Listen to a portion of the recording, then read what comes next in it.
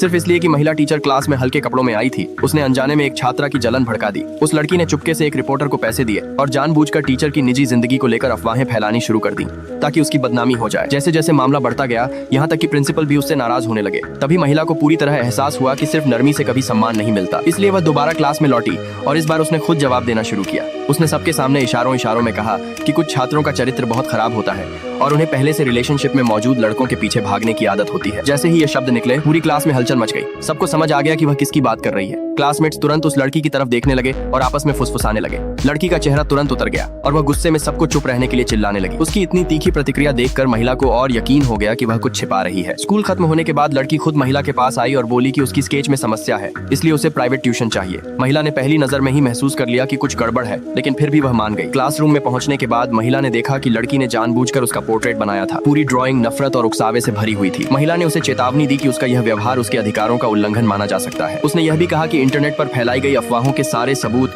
पहले ही सुरक्षित कर लिए गए हैं और वह सब कुछ स्कूल में जमा करने वाली है। ये सुनते ही लड़की घबरा गई। उसने तुरंत पोर्ट्रेट छीना और वहीं उसे टुकड़े टुकड़े कर दिया, ये सोचकर कि उसने सारे सबूत मिटा दिए हैं। लेकिन इसके बाद वह और ज्यादा घमंडी हो गई और महिला को पहले से भी ज्यादा अपमानित करने लगी। आखिरकार महिला का सब्र टूट गया। उसने हाथ उठाकर लड़की को जोरदार थप्पड़ मारा और कहा कि वह सिर्फ एक टीचर नहीं बल्कि national youth martial arts team की कोच भी है, इसलिए वह इस तरह की घटिया हरकतें बिल्कुल बर्दाश्त नहीं करेगी। लड़की वहीं सन्न रह गई और कुछ पल तक बोल भी नहीं पाई, लेकिन साफ था कि उसने हार नहीं मानी थी और अभी भी बदला लेना चाहती थी। अगले दिन जब महिला एक घायल छात्र से मिलने अस्पताल गई तो लड़की चुपके से उसके पीछे चली गई। उसने चालाकी से ऐसे एंगल से तस्वीरें ली कि ऐसा लगे जैसे महिला और उस छात्र के बीच कोई गलत रिश्ता हो। उसकी फैलाई हुई अफवाहों की वजह से मामला फिर तेजी से फैल गया। हालांकि प्रिंसिपल महिला पर भरोसा करते थे, लेकिन वह जनता के दबाव को सहन नहीं कर पाए और मजबूरी में उन्हें कुछ समय के लिए छुट्टी पर भेज दिया। लेकिन महिला हार मानने वालों में से नहीं थी। उसे पता था कि अकेली लड़की इतना बड़ा हंगामा खड़ा नहीं कर सकती। इसके पीछे जरूर कोई और मास्टरमाइंड था। असल अपराधी को पकड़ने के लिए उसने खुद जाल बिछाने का फैसला किया। उस रात वह फिर से उस छात्र के घर गई।